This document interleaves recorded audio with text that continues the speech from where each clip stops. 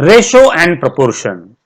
बच्चों इस चैप्टर के अंदर हमको जो प्रैक्टिस सेट सीखना है, उस प्रैक्टिस सेट का पहला जो आर्टिकल है बच्चों वो हम सबसे पहले देखेंगे। क्या है बच्चों वो? बच्चों वो है theorem on equal ratios. Equal ratios के ऊपर का थ्योरम बच्चों यहां पर हमको सीखना है। देखो बच्चों, क्या है थ्योरम ऑन इक्वल रेशो? उसका स्टेटमेंट ये है कि अगर A upon B equal to C upon D, यानी ए अपॉन बी और सी अपॉन डी ये दोनों रेशो अगर इक्वल रहे तो देन ये दोनों रेशो इक्वल होते हैं, no doubt.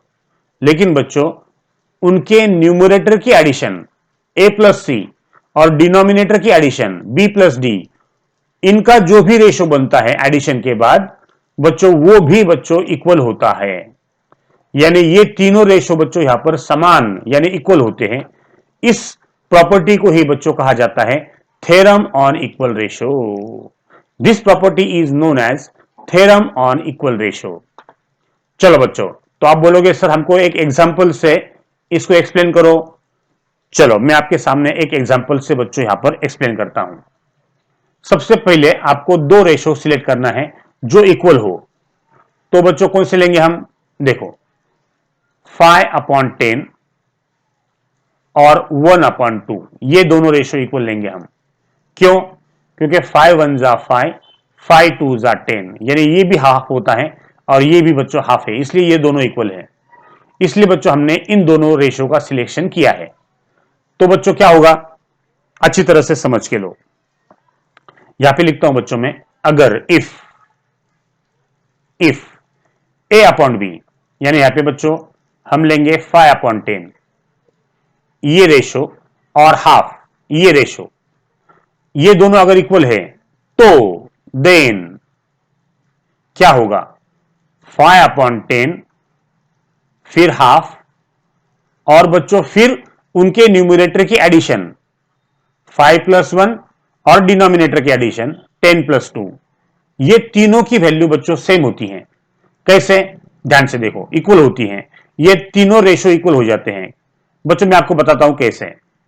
5/10 equal to half equal to 5+1 6, 10+2 बच्चों यहां पर 12 होता है। अब बच्चों इसको सिंप्लीफाई करो, 5 1 जा 5, 5 2 जा 10, यहां पर बच्चों हाफ है, 6 1 जा 6, 6 2 जा 12। यानी क्या सीखा हमने, तीनों भी रेशो बच्चों इक्वल हो जाते हैं, पहला हाफ, दूसरा भी हाफ और तीसरा भी हाफ, राइट। यानी अगर दो रेशो इक्वल हो गए तो उनकी एडिशन का रेशो भी यहां पर इक्वल होता है, राइट। ये जो प्रॉपर्टी यहां पर बच्चों आपकी आ गई है, इस प्रॉपर्टी को ही कहा जाता है theorem on what, equal ratio. हर चीज को बच्चों समझ के लो, ओके। यहां पर बच्चों ध्यान से देखो। अब आपके मन में ऐसा प्रश्न आया होगा कि सर अगर प्लस का रेशो अगर इक्वल है तो क्या माइनस का रेशो भी इक्वल आता है, राइट। तो बच्चों मैं आपको अब माइनस का रेशो भी इक्वल कैसे आता है वो आपको यहां पर बच्चों में एक्सप्लेन करता हूं। आप इसको अच्छी तरह से ध्यान से देखो, ओके बच्चों। अब मैं आपको बताता हूं सब्ट्रैक्शन का रेशो। ध्यान से देखो बच्चों, यहां पे क्या दिया गया है, if A upon B equal to C upon D रहा तो A upon B equal to C upon D होता है, नो डाउट। लेकिन बच्चों उनके न्यूमरेटर का सब्ट्रैक्शन और डिनोमिनेटर का अगर आप सब्ट्रैक्शन करोगे और उससे जो भी रेशो यहां पे बच्चों बनेगा वो भी यहां पर इक्वल होता है, राइट। इस प्रॉपर्टी को भी बच्चों क्या कहा जाता है, theorem on what, equal ratios. देखो बच्चों मैं आपको ये प्रूव करके बताता हूं। आपने आपका जो फेवरेट है वो क्या है बच्चों, वो आपको पता है कि अगर आपका 5/10 और हाफ ये रेशो अगर इक्वल रहा तो देन क्या होगा बच्चों, ये 5/10 ये हाफ ये इक्वल रहेगा। अब बच्चों उसका सब्ट्रैक्शन के बाद क्या होगा, न्यूमरेटर की सब्ट्रैक्शन 5-1, डिनोमिनेटर की सब्ट्रैक्शन 10-2। तो क्या ये तीनों रेशो इक्वल आएंगे? चलो बच्चों चेक करते हैं हम। 5 में से 1 गया 4, 10 में से 2 गए 8। अब बच्चों इसको सिंप्लीफाई कर लो। 5 1 जा 5, 5 2 जा 10, ये हाफ ही है। 4 1 जा 4, 4 2 जा 8। इसका मतलब ये हो गया कि ये भी हाफ आता है, ये भी हाफ आता है और ये भी हाफ आता है। इसका मतलब हमने ये सीखा कि कोई भी रेशो अगर इक्वल है तो क्या होगा, वो दोनों रेशो इक्वल ही हो गए, नो डाउट। लेकिन बच्चों उनके एडिशन का रेशो या उनके सब्ट्रैक्शन का रेशो वो भी बच्चों इक्वल होगा, राइट। ये प्रॉपर्टी बच्चों जो है इसे कहा जाता है theorem on what, equal ratio. Okay, चलो बच्चों, अब मुझे और एक बात आपको बताना है, उसको अच्छी तरह से पहले समझ के लो। ओके, अब आपको पता चल गया है कि यहां पर a upon B equal to C upon D यहां पर इक्वल है। तो अगर आपको पता है कि a upon B equal to C upon D है, तो बच्चों आप ये बार बार इक्वल जो है ये बार बार लिखोगे ऐसा, a upon B equal to C upon D equal to a plus C upon B plus D, ऐसा बार बार लिखोगे नहीं। बच्चों आपको बार बार लिखने की जरूरत नहीं है, सिर्फ आपको क्या करना है, जो चीज आपको पता है ऑलरेडी उसको हटाकर, ये जो बच्चों यहां पे आपको पता है a upon B equal to C upon D है, तो ये रेशो बच्चों बार बार लिखने की जरूरत नहीं है। इसके जगह पे आपने सिर्फ ऐसा लिखा तो भी चलेगा, ईच रेशो। सिर्फ क्या लिखना है बच्चों, आपको सिर्फ लिखना है ईच रेशो, यानी ये रेशो हो गया, ये रेशो हो गया, इसलिए इसको आप क्या बोलोगे, ईच रेशो। और ईच रेशो की वैल्यू यहां पर क्या आएगी बच्चों, a plus C upon B plus D, ऐसा, राइट। या बच्चों आपको अगर ये तीनों रेशो इक्वल है, आपको पता है, देखो ऊपर जो है तीनों रेशो इक्वल है, तो आप फिर से तीनों रेशो लिखोगे नहीं, आप तीनों रेशो नहीं लिखोगे, आप सिर्फ क्या करोगे, यहां पर जो रेशो आपको इक्वल दी गई है ये आपको पता है, अब ये तीनों इक्वल है, अब तीनों इक्वल है तो आप सिर्फ क्या करोगे, तीनों फिर से नहीं लिखोगे, तीनों के जगह पे in place of that 3 we will write what, only just what, each ratio. और ईच रेशो होने के बाद अब बच्चों आपको हम लिखना है उनके सब्ट्रैक्शन का रेशो। तो यहां पे बच्चों आप सिर्फ क्या लिखोगे, ईच रेशो लिखोगे, ये बात आपको ध्यान में रखना है। ओके बच्चों, अब हम सॉल्व करेंगे प्रैक्टिस सेट 4.4 का क्वेश्चन नंबर फर्स्ट। ओके बच्चों, क्या दिया गया है, एक बार अच्छी तरह से इसको समझ के लो। फिल इन द ब्लैंक्स, यहां पर बच्चों आपको फिल इन द ब्लैंक्स दिया गया है। पहला प्रॉब्लम अगर आप ध्यान से देखोगे तो वो है x upon 7 is equal to Y upon 3 is equal to 3x plus 5y upon. अगर आप ध्यान से देखोगे बच्चों तो यहां पर आपको फिल इन द ब्लैंक्स करना है। फिल इन द ब्लैंक्स यानी बच्चों आपको यहां पर नीचे बॉक्स दिया गया है, तो यहां पे हम क्या करेंगे बच्चों, यहां पे बॉक्स बना लेता हूं मैं, यस, यहां पे एक फिल इन द ब्लैंक्स है और बच्चों ये साइड में एक फिल इन द ब्लैंक्स है, ऐसे आपके दो फिल इन द ब्लैंक्स है। तो समझ के लो बच्चों इसको सॉल्व कैसे करेंगे हम। यहां पे बच्चों में लिखता हूं आंसर,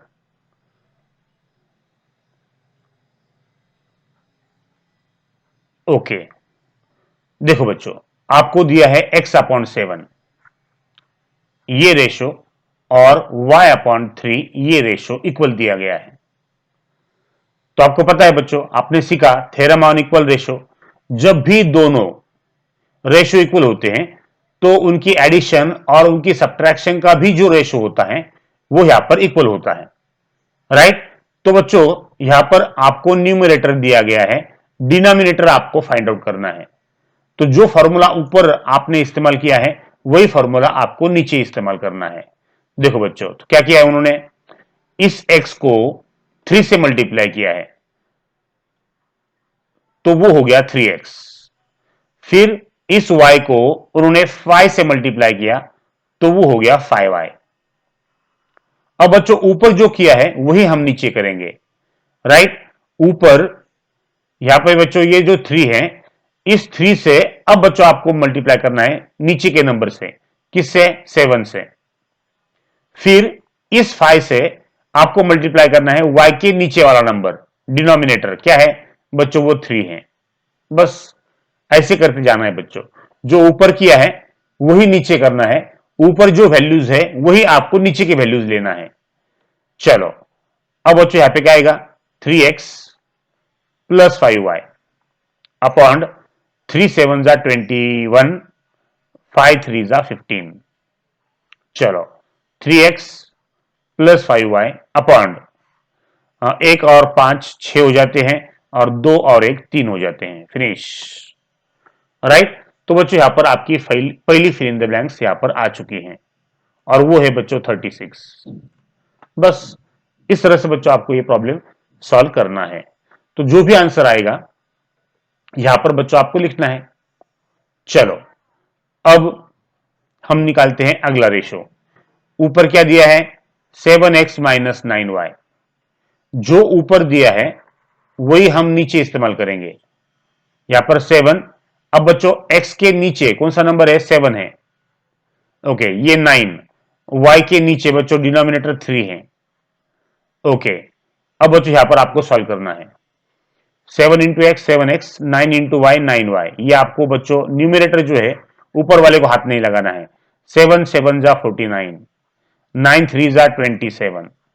चलो बच्चों इसको 7x minus 9y as it is लिखो, अपॉन 9, 49 में से 27 गए।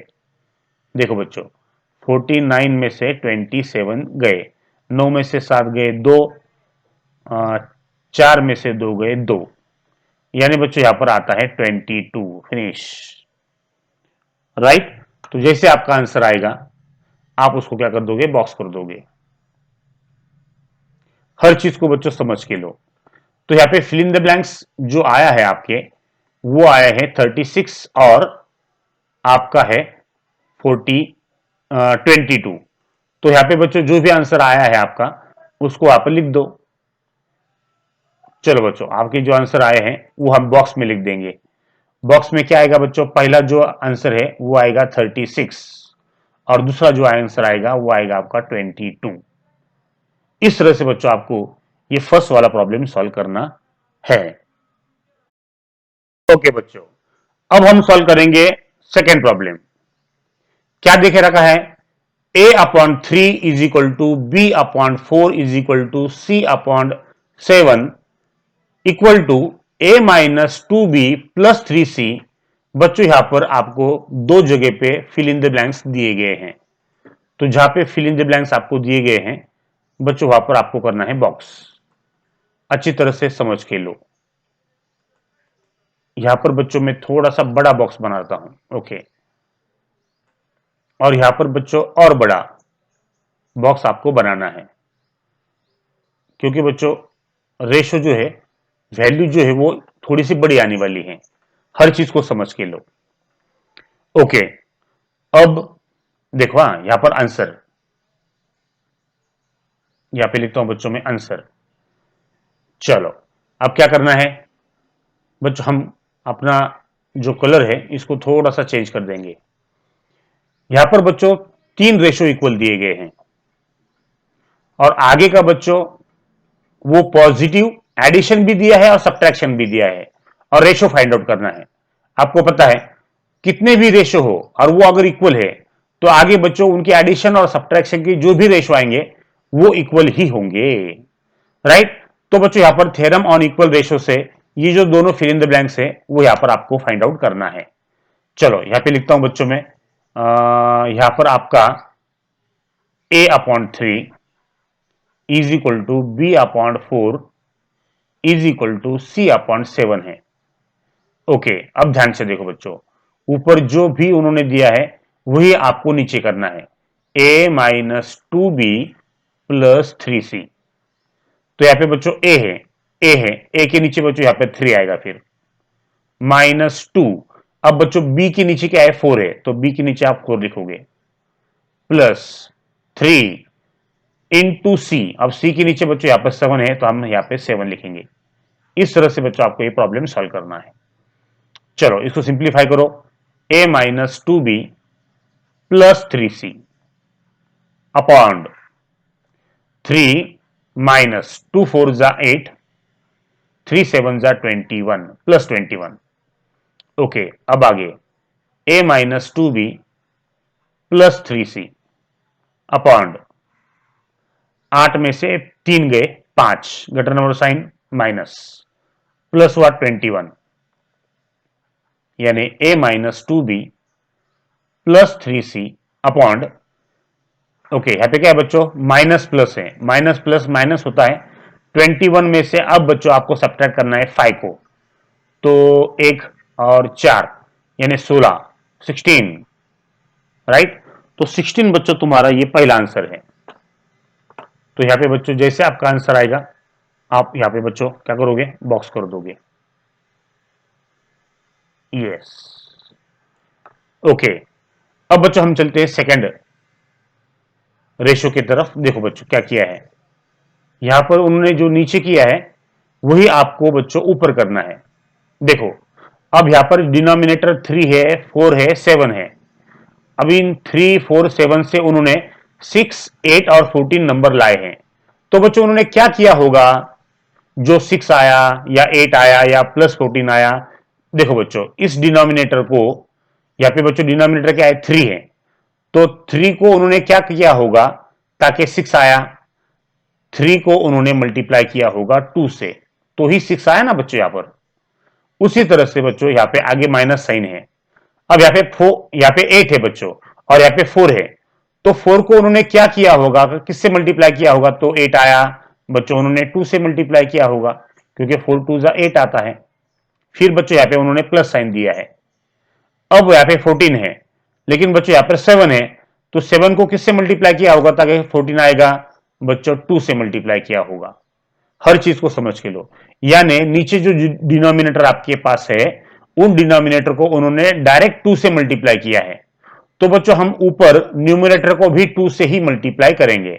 देखो ये a है, उसको 2 से मल्टीप्लाई किया, फिर बच्चों नीचे माइनस साइन है तो ऊपर भी माइनस साइन देंगे हम, फिर b है तो हम किससे मल्टीप्लाई करेंगे, 2 से ही करेंगे, फिर बच्चों नीचे प्लस साइन है तो ऊपर भी प्लस साइन देंगे हम, फिर यहां पर बच्चों c है, उन्होंने 2 से मल्टीप्लाई किया है तो हम भी 2 से मल्टीप्लाई करेंगे। हर चीज को समझ के लो। तो यहाँ पे बच्चों 2a इंटू 2 मल्टीप्लीकेशन करोगे 2a होगा, 2 इंटू बी 2b होगा, और प्लस 2 इंटू सी 2c होगा, और नीचे का जो नंबर है तुम्हारा 3 2 जा 6, 4 2 जा 8 और 7 2 जा 14। Finish, right. तो तुम्हारा जो आंसर है बच्चों, ऊपर का जो न्यूमरेटर है वो न्यूमरेटर आपका आया है 2a minus 2b plus 2c upon ये 6 माइनस 8 प्लस 14, ये आपको प्रॉब्लम में एज इट इज दिया है, वो एज इट इज यहां पर आ गया है। तो तुम्हारा जो आंसर आ गया है बच्चों वो क्या आया है, वो आया है 2a minus 2b plus 2c, right. तो ये है तुम्हारा बच्चों आंसर। इस आंसर को हम लिखेंगे ऊपर, हर चीज को समझ के लो, राइट। तुम्हारी जो फिल इन द ब्लैंक्स यहां पर आई ना बच्चों, अब उसको हम ऊपर लिख देंगे। चलो यहां पे कितना है बच्चों, 16 है, तो यहां पे हम 16 लिख देंगे, और यहां पे बच्चों 2a minus 2b plus 2c है, तो 2a minus 2b plus 2c, ये हो गया तुम्हारा आंसर। इस तरह से बच्चों आपको ये सेकंड वाला प्रॉब्लम सॉल्व करना है। ओके बच्चों, अब हम सॉल्व करेंगे प्रैक्टिस सेट 4.4 का क्वेश्चन नंबर सेकंड। क्या दिया गया है बच्चों, अच्छी तरह से उसको समझ के लो। If 5m minus n is equal to 3m plus 4n then find the value of. बच्चों यहां पर दो रेशो दिए गए हैं, उन दोनों रेशो का यहां पर बच्चों आपको वैल्यू निकालना है। तो कैसे निकालोगे, ध्यान से देखो बच्चों, जो दिया गया है वो देखो, और क्या फाइंड आउट करना है बच्चों, आपको सबसे पहले निकालना है M square plus N square upon M square minus N square की वैल्यू। ध्यान से देखो बच्चों, तो जिसकी वैल्यू आपको निकालना है उसको बच्चों में सबसे पहले यहां पर बॉक्स कर लेता हूं। इसकी वैल्यू आपको निकालना है, तो कैसे निकालोगे? सबसे पहले जो आपको दिया गया है बच्चों उसको पहले लिख लो। यहां पे लिखता हूं बच्चों में आंसर। ओके, क्या दिया है?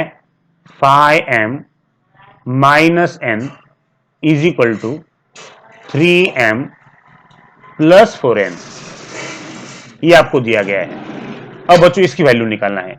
उसके लिए बच्चों हम क्या करेंगे, सबसे पहले जो लाइक टर्म है उसको एक एक साइड में लेंगे, हम एक साइड में लेंगे। देखो ये 5m है, अब यहाँ पे बच्चों 3m है, 3m यहाँ पे प्लस है, लेफ्ट में जाएगा माइनस हो जाएगा, माइनस 3m हो जाएगा। उसी तरह से बच्चों 4n ये राइट में है, n यहाँ पे बच्चों माइनस है, लेफ्ट में माइनस है, राइट में जाएगा तो वो प्लस हो जाएगा। हर चीज को यहाँ पे समझ के लेना है। 5m में से 3m गए तो बच्चों 2m बचते हैं, और 4n प्लस 1n एडिशन करोगे तो बच्चों यहां पर 5n हो जाता है। ओके, अब बच्चों ध्यान से देखो, अल्फाबेट को हम एक साइड में लेंगे और नंबर को हम एक साइड में लेंगे। यहां पर n मल्टीप्लाई है, इधर आके वो डिवाइड हो जाएगा m को, और यहां पे बच्चों 2 मल्टीप्लाई है, राइट में जाएगा तो वो 5 को डिवाइड हो जाएगा। तो यहां पे बच्चों m अपॉन n का जो रेशो है वो यहां पर बच्चों आपका आ गया है, इसलिए मैं बच्चों इसको बॉक्स करता हूं, क्योंकि बच्चों इससे ही बच्चों आपको अब ये रेशो की वैल्यू जो आपने को पूछा गया है उसकी निकालना है। देखो बच्चों यहाँ पे जो आया है वो देखो, और यहाँ पे जो पूछा गया है वो देखो। यहाँ पर सिर्फ m है, यहाँ पर m का स्क्वायर है, यहाँ पे नीचे n है, यहाँ पे सिर्फ n का स्क्वायर है। तो बच्चों आपको ऊपर स्क्वायर होना और नीचे भी स्क्वायर होना, इसलिए आपको क्या करना पड़ेगा, squaring on both sides, squaring on both sides. देखो बच्चों ऊपर में स्क्वायर कर रहा हूं और नीचे भी हम स्क्वायर करेंगे, तो यहां पे बच्चों ऊपर भी 5 का स्क्वायर होगा, नीचे भी 2 का स्क्वायर होगा।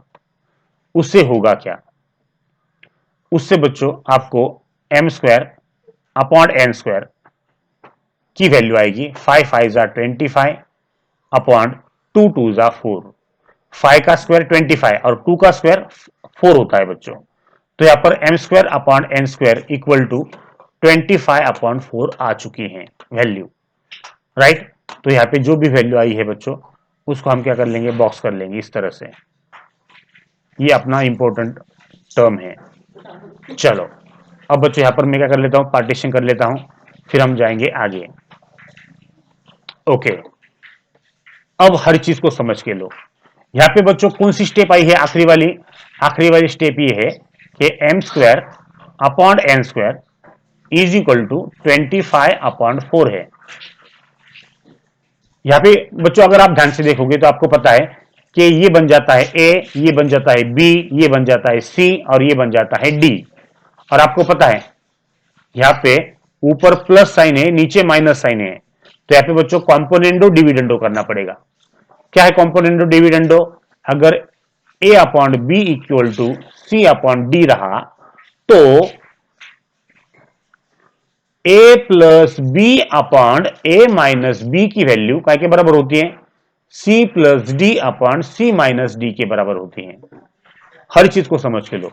तो यहां पे बच्चों a upon B equal to C upon D है, तो क्या होगा, a प्लस बी यानी यहां पर m square plus N square upon a minus B M square minus N square की वैल्यू काय के बराबर होगी, c प्लस डी यानी 25 plus 4 upon c minus D 25 minus 4।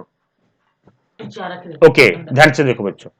Okay, अब हम बच्चों यहाँ पे हमने कॉम्पोनेंडो डिविडेंडो का जो ऑपरेशन है यहाँ पर हमने कर लिया है।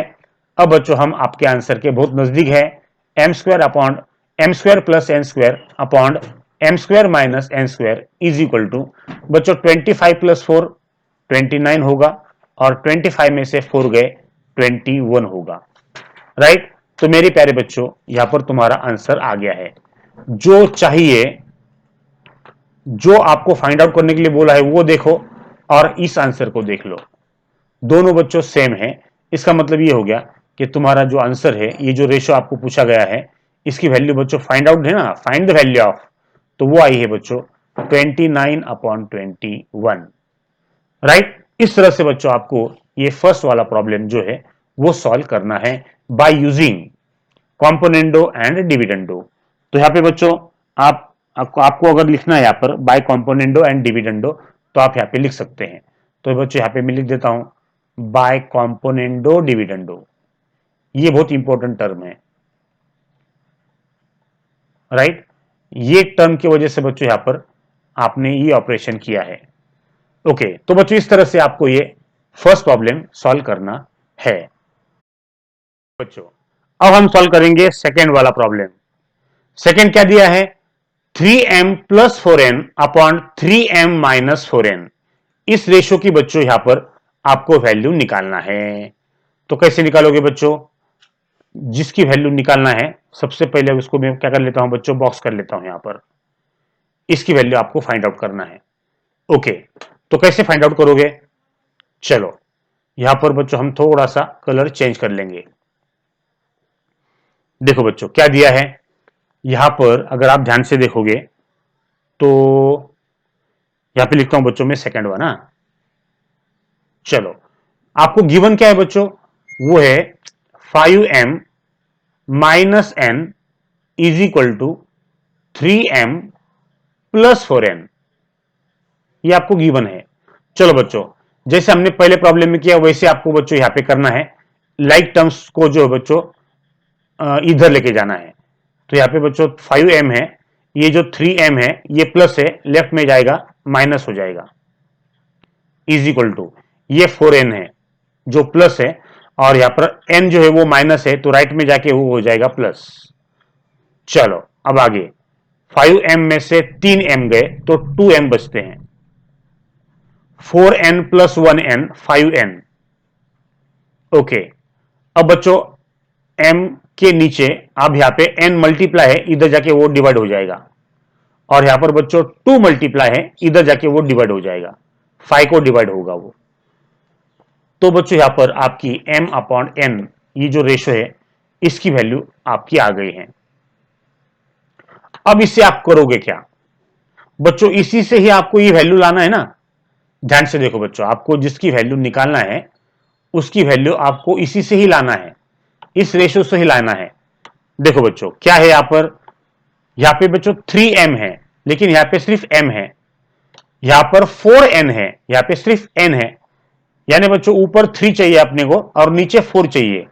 इसका मतलब बच्चों आपको ऊपर 3 से मल्टीप्लाई करना पड़ेगा और नीचे 4 से मल्टीप्लाई करना पड़ेगा। तो यहां पे बच्चों मैं लिख देता हूं मल्टीप्लाई, मल्टीप्लाई ऊपर 4, ऊपर 3 और नीचे 4, यानी 3/4 ऑन बोथ साइड्स। तो बच्चों 3/4 से हम लेफ्ट को मल्टीप्लाई करेंगे, यानी m अपॉन n को मल्टीप्लाई करेंगे, और 3/4 से आप राइट को मल्टीप्लाई करोगे, यानी बच्चों 5/2 से मल्टीप्लाई करोगे। 5/2 को मल्टीप्लाई करने के बाद बच्चों यहां पे मैं क्या करता हूं, पार्टीशन कर लेता हूं। चलो ये हो गया तुम्हारा पार्टीशन।